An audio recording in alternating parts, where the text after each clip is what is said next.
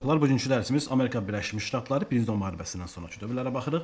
Birinci Dünya müharibəsində ABŞ üçün nəticələri beynəlxalq aləmdə rolu artdı, dünya dövləti kimi tanınmağa başladı. Hərbi sifarişlər müharibədə göz qoşması nəticəsində müharibədən böyük qazanc əldə etdi. Müharibə dövründə ABŞ Avropa dövlətlərinə hərbi ərzaq məhsulu ixrac etməklə sənayesi inkişaf etdi. Ərazidə hərbi əməliyyatlar getmədiyi üçün bu amil ölkənin inkişafına, həm iqtisadi, həm də sosial inkişafına müsbət təsir göstərdi və 1920-ci il dünyada avtomobil, neft və polit istehsalı böyük hissəsi ABŞ-ın payına düşürdü.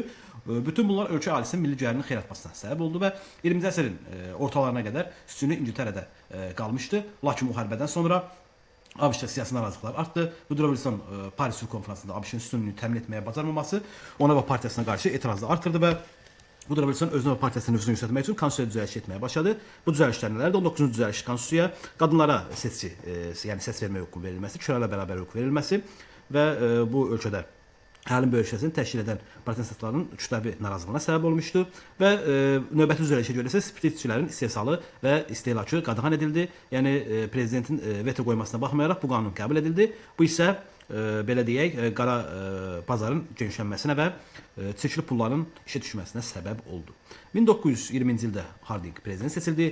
İndi Hardingin dövrünə baxaq 1921 və 23-cü ildə fəaliyyət olub. Daxili siyasətində əsasən hökumətin iş tədbirləri büdcə vəsaitlərinin qənaətindən istifadəsi idi. Əvvəlki prezident Woodrow Wilson dövlət tərəfindən iqtisadi tənzimləmə siyasəti aradan qaldırıldı və Harding hökumətin xarici siyasəti isə ilk addım Birinci Dünya müharibəsi dövründə rəqibləri münasibətləri nizamlamaq. Bu məqsədlə də ABŞ Almaniya ilə sülh müqaviləsini imzaladı. Uzaq şərqdə vəziyyətin nizamlanması və donanma silahlarının məhdudlaşması məqsədi ilə isə 1921 və 22-ci ildə Vaşinqton konfransı keçirildi. Konfransda Çinin suverenliyi və ərazi bütövlüyü təsdiqləndi. Hardingə baxaq, sonraki dövrdə nə edib? Bu dövrdə bir neçə hökumət üzvləri rüşvətə görə istefa verdi. ABŞ tarixində ilk dəfə olaraq hökumət üzvləri vəzifədə olarkən cinayət törətdiyinə görə həbs edildi. Bir neçə nazirin adlarının korrupsiya rüşvət əməllərinin çəkilməsi Hardingin nüfuzuna xələl gətirdi və Harding cəmiyyəti sakitləşdirmək və nüfuzu bərpa etmək üçün 1923-cü ildə Qərb ştatlara səfərə çıxdı və bu zamanda vəfat etdi. Vitse-prezident Coolidge növbəti seçilənə kimi prezident səlahiyyətini yerinə yetirməyə başladı. İndi Coolidge'in prezident dövrünə baxaq 1925 və 29-cu il. Daxili siyasətində əsas nəyə baxırdı? Daxili siyasətdə ölkə iqtisadiyyatının gücləndirilməsinə yönəltdi və ABŞ-ın işi biznesi şüarını irəli sürdü. İri kapitallara qoyulan vergi azaldıldı. İstehsalın üzərində dövlət nəzarəti ləğv edildi. Dövlətin iqtisadi tənzimlənmə siyasətinin imtina edilməsinə davam edildi. Dövlətin iqtisadiyyata müdaxiləsi azaldılması ilə xüsusi biznesin inkişafına təkan verdi və Coolidge hesab edir ki, hökumət sosial və iqtisadi problemi həll etməməlidir. Seçilənmə illərində istehsalda konveyer sistemi tətbiq olundu, əhalinin həyat səviyyəsi yaxşılaşırdı. Ancaq bütün Amerikalılara rifah halına yaşatmaq biraz mümkün deyildi. Xüsusən də kiçik fermerlər, Afro-Amerika və digər etnik azlıqlar məhdud imkanlara malik idi. Vergilərin azaldılması, iqtisadiyyatın və dövlət nəzərlənməsinin imtina edilməsi, ABŞ-ın o dövrə qədərki tarixində xarici mallar üçün ən yüksək gömrük tarifinin müəyyən edilməsi elə bu dövrə aiddir. Gəlir vergisinin azaldılması və yanacağın ucuzluğu rifah səviyyəsini artırıb 1920-ci illərin birinci yarısında ABŞ-da bəzi iqtisadi problemləri belə deyək, problemlər qaldırdı, ortalığa çıxartdı. Böyük şirkətlər bəzi sahələrdə inhisarçılığa bərpa etmişdi. Bu isə qiymətin xeyli artmasına nəticələndi və hökumət sosial tərəqqidən daha çox inhisarçılığın maraqlanmağa üstünlük verən siyasəti yürütməyə başladı. Varlıqlarla əksəriyyəti əksər Amerikalıların arasında gəlir fərqi xeyli artmışdı. Yəni varlı və kasıb təbəqə arasında fərq artmışdı. Əhalinin yarıdan çoxsa yoxsulluq içərisində yaşayırdı. Coolidge'in xarici siyasətinə baxaq, əsas diqqət xammal və satış bazarının yiyələnməsinə yönəlmişdi. Avropa ölkələri qarşı münasibətlər inkişaf etmişdi. Almaniyanın təzminat məsələsində səmərəli siyasəti yer edildi. ABŞ Latin Amerika ölkələrini yardım edərək regionda iqtisadi və sosial hərbi cəhətdən xeyli möhkəmlənmişdi. ABŞ-ın Filippin və Hava adalarında hərbi strateji mövqeyə möhkəmlənmişdi. Beləliklə Coolidge'in dövründə ABŞ beynəlxalq nüfuzu xeyli güclənmişdi. Rifah dövrünün sonuna baxaq. Coolidge'in dövründə 1920-ci ilin sonunda qədər nisbi rifah dövrü olsa da, bəzi əsas sənaye sahələrində ciddi çətinliklər mövcud idi. Orta təbəqə və yoxsulların gəlir kifayət qədər deyildi. Buna görə də əhali alıcılıq qabiliyyəti aşağı düşdü. İstehsal edilən məhsulların satışı azaldı. Bu isə sənaye müəssisələrinin gəlirinə mənfi təsir göstərdi. Kənd təsərrüfatının problemləri yarandı. Texnikanın suvarma sisteminin təkmilləşdirilməsi sayəsində fermerlər tələbatdan daha çox məhsul istehsal edirdilər. İstehsalın tələbatının artıq olması ərzaq qiymətindən aşağı düşməsə, nəticədə fermerlərin müflis olaraq kəndlərdə şəhərlərə axını gücləndi. Bu da işsizliyin sayının artırmasına səbəb oldu. Vəziyyəti daha da pisləşdirən əsasən Afro-Amerikalılar arasında işsizliyin yüksək olması idi. Əhalinin əksəriyyəti kreditlə alış-veriş edirdi. Bu isə onların borcların artmasına səbəb oldu. Həmçinin Amerikalıların birja səhmlərinin alması da artmışdı. Onlar səhm almaq üçün kredit alırlar. Səhmlərin qiyməti düşəndə isə borcları kreditlərə qaytara bilmirdilər və iflas olurdular. Birja nə idi? Daim bu az bizə taxirə keçmişik. Burada da satılan qiymətli kağızların, səhmlərin və əmtələrin açıq şəkildə satıldığı və alındığı mütəşəkkil bazardır. 1920-ci illərdə ABŞ-da fundamentalizm adlı dini cərəyan həyata keçirilməyə başladı. Fundamentalizmlər, yəni fundamentalistlər kimlər idi? Dövlət məktəblərində təkamül nəzəriyyəsinin öyrənməsinə etiraz edirdilər. 3 ştatda təkamül təliminin öyrədilməsinə qadağan etməyə müvəffəq olmuşlar. 1925-ci ildə bu qanunu pozan biologiya müəllimi John Fox'un məhkəmədə məhkum edildi, lakin Ali Məhkəmə bu qərarı ləğv etdi və təkamül tamamilə ilə bağlı münasibətlər müasir dövrdə hələ də davam etməkdədir.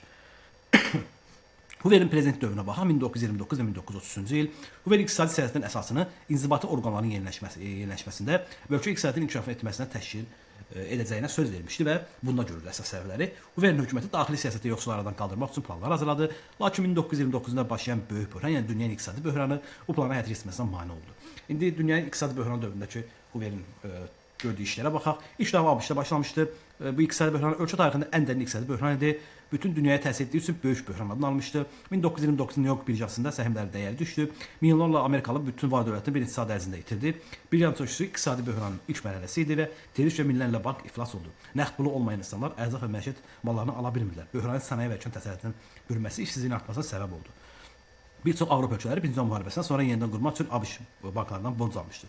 Buna görə də Amerika iqtisadiyyatı iflaslı olanda Avropada bunun təsirinə məruz qalmışdı. Qeyd var burada. Qeydimiz nədir? ABŞ prezidenti Hoover'in təklifi ilə Almaniyanın ağır iqtisadi böhran xərcləmə təzminat məsələsini yenidən baxılmışdı. Bu xarici siyasətinə aiddir. İndi Franklin Roosevelt'in prezidentlik dövrünə baxaq 1933 və 1945-ci ildə. Hoover'in dövründə atılan uğursuz addımlar 1932-ci ildə prezident seçiləndə demokrat Franklin Roosevelt'in qalib gəlməsinə səbəb oldu. İndi daxili siyasətinə baxaq Roosevelt hakimiyyətə gələn zaman ölkədə vəziyyət son dərəcə ağır idi. Böyük böhran davam edirdi. Roosevelt hökumətinin qarşısında duran ən vacib məsələ sənaye müəssisələrinin işini bərpa etmək, işsizlik problemini aradan qaldırmaq idi. Və Roosevelt'in fəaliyyətinə başladığı gündən kapitalizmi xilas etmək və onu islah etməyə çalışırdı. Bunun üçün də bir çox iqtisadiyyatçı və tarixçi alimlər də bu işə cəlb olunmuşdu. Onlar xalqın problemini öyrənir və həll yollarını axtardılar. Roosevelt'in yeni xətt siyasətinə baxaq. Roosevelt'in sosial-iqtisadi islahatı proqramı yeni xətt siyasəti adlandırıldı. Yeni xətt siyasətinin mahiyyəti iqtisadiyyatda fəal dövlət müdaxiləsini təşkil edirdi. Yeni xətt siyasətinin məqsədi ilə böyük böhrandan çıxmaq üçün kənd təsərrüfatı sənaye bərpa etmək, işsizliyi aradan qaldırmaq əsas məsələlərdən idi. Yeni xətt siyasətinin əsasən birinci maliyyə tədbirləri görüldü. Bunları bir-bir baxaq. Yeni xətt siyasətinin əsasən maliyyə tədbirləri hansılar idi? Maliyyə vəziyyətini nizamlamaq üçün birinci olaraq bank sistemində islahatlar həyata keçirilirdi və işsizliyi aradan qaldırmaq üçün ödənişli ictimai iş yerləri açılırdı.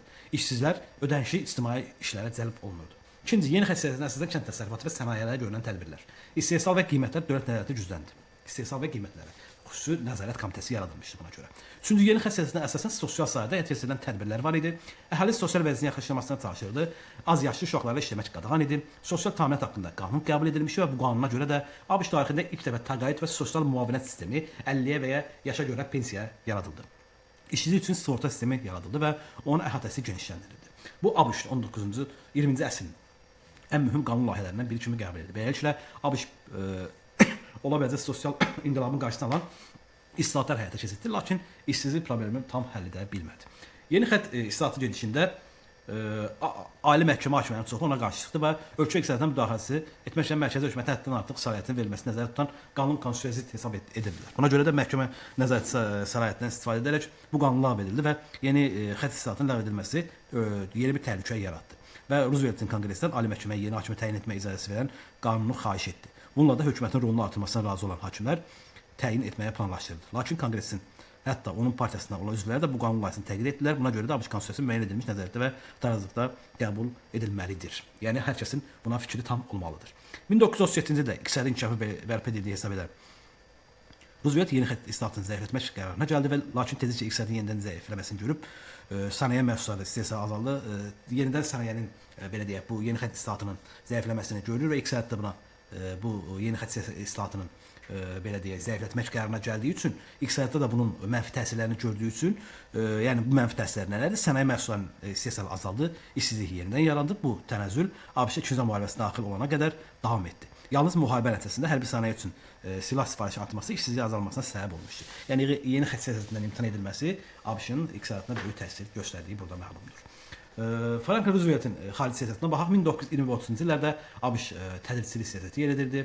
Bu siyasət ölkədə əsasən də ölkənin okean vasitəsilə Avropaya tədris edildiyi üçün onun işinə qarışmamaqla əlaqələndirildi. Nəticədə ABŞ millətlər cəmiyyətinə daxil olmamışdı. Daxil olmasının bir səbəbi də ratifikasiya etməməsi idi konqresi. Roosevelt'in dövründə ABŞ xarici siyasətdə ənənəvi tədris siyasəti davam etdirirdi. Latin Amerika ölkələri ilə mehriban qonşuluq siyasəti irəli sürülmüşdü. Mehriban qonşuluq siyasəti 20-ci yüzilliyin əvvəllərində Theodor Roosevelt tərəfindən elan edilmiş böyük dəyənək siyasətinin əvəzinə irəli sürülmüşdü. Yəni eyni mahiyyət daşıyırdı. ABŞ-ın bu siyasəti həyata keçirməkdə məqsədi öz mövqeyini burada möhkəmləndirmək ilə Almaniya, İtaliya və Yaponiyanın təsirinin qarşısını almaq idi. 1933-də ABŞ SSR ilə münasibətlər yaratdı. Onu bir dövlət kimi tanıyaraq onun diplomatik münasibətlərini yenidən qurdu və Roosevelt SSR ilə münasibət normallaşdıqda uzaq şəkildə ABŞ-ın mövqeyini güclənməsinə də düşünüldü bunun vasitəsilə. 1935-ci ildə qəbul edilən bir təhvil haqqında qanuna əsasən ABŞ münaqişə iştirakçıları silah və hərbi sursat satmaqda rəsmən imtina edirdi. Bu qanun məhdud cəhətlərini onu bəlkə təcavüzkarlar təcavüzə məruz qalan ölkəyə fərq qoymurdu. Yəni heç kimə satmırdı. Nə müharibəyə məruz qalan, nə müharibə edən tərəflər heç birinə silah satmaq, hamısı bunların hər birinə silah satmaq qadağan idi və buna fərq qoymurdu. ABŞ İkinci Dünya müharibəsindən əvvəl bir tərəf siyasəti yeridirsə də, biz görəcəyik ki, 1941-ci ilin martında qəbul etdiyi Lend-Liz qanununa əsasən öz təhlükəsi üçün vacib hesab edən dövlətlərə yardım edirdi. Lend-Liz qanununa əvvəl Böyük Britaniya, sonra isə SSR-yə şamil olundu. İndi Theodor Roosevelt və Franklin Rooseveltin dövründə oxşar cəhətlərə baxaq. İqtisadiyyatı dövlət nəzarətini genişləndirmişlər, ölkənin iqtisadi böhranını çıxarmaq üçün islahatlar həyata keçirmişlər və Latin Amerikası ölkələrinin nüfuzunu genişləndirməyə çalışmışlar. Bu dövrdə sonra Franklin Rooseveltin prezident dövrünə aid oxşarlıqlara baxaq. Bank islahatları nəticəsində bank sistemi üzərində dövlət nəzarətini qoyulmuşdu. Əhalinin rifahı yaxşılaşdıran islahatlar həyata keçirilmişdi və iqtisadiyyatı dövlət nəzarəti güclənmişdi. Calvin Coolidge və Franklin Roosevelt prezident dövrünə oxşar xüsusiyyətlərə baxaq. Ölkə iqtisadiyyatını inkişaf etdirməyə çalışmışlar. Latin Amerikası ölkələrinin ABŞ-ın nüfuzunu daha da möhkəmləndirmişlər. İndi burada qrafa var. Bunlara baxaq 1910 və 30-cu illərdə ABŞ prezidentləri haqqındadır. 10-cu 30-cu illərdə. Woodrow Wilson da demokrat idi. 1913 və 21-ci illərdə hakimiyyətdə olmuşdur. Ondan sonra hakimiyyətə gəlir 1921 və 23-cü illərdə Harding respublikaçı idi. Daha sonra Coolidge hakimiyyətə gəlir 1923, 25 və 1929-cu ildə qədər hakimiyyətdə olur. Yəni 23-dən 29-a respublikaçı idi. Sonra Hoover gəlir 1929 və 1930-cu ildə o da respublikaçı idi və Franklin Roosevelt 1933 və 1945-ci ildə o isə demokrat idi. Demokratlarla respublikaçılar arasında əsas fərq nədir? Demokratlar daha çox iqtisadiyyata və müəyyən sahələrə, sənayyenin müəyyən sahələrə dövlət nəzarətini, hətta biz buna bank sistemini də əlavə edə bilərik, dövlət nəzarətini artırırdılar. Dövlətin müdaxiləsi onların dövründə daha artıq olurdu. Lakin respublikaçılar isə tam əksinə dövlət nəzarəti aradan qalxırırdı. Daha çox özəlləşməyə, daha çox iqtisadiyyatı özəlləşmə, kapital yolu ilə inkişafına xüsusi fikir verirdilər. Sağ tərəfə baxsaq, bura ABŞ-ın ərazisidir. Həmin dövrdə də ərazilərdir bu. Mərkəz yenə Vaşinqton idi bildiyimiz kimi və ABŞ öz ərazisini, yəni qoruyub saxlamışdı. Çünki müharibədə belə deyək, müharibə onun ərazisində keçmirdi. Müharibə getdiyi ərazi Avropa idi və bu müharibədə nə demək olar ki, qazançlı çıxmışdı və dünyanın belə deyək, ən varlı ölkələrindən birinə çevrilmişdi. Biz bu 2-ci Dünya müharibəsindən sonra artıq görəcəyik. Bütün dünyaya nəzarət və super qüvvə olaraqsa 2-ci Dünya müharibəsindən sonra ABŞ-ı biz görəcəyik. Ümidvaram dərs sizin üçün maraqlı olar. Sizə uğurlar, razı oluram.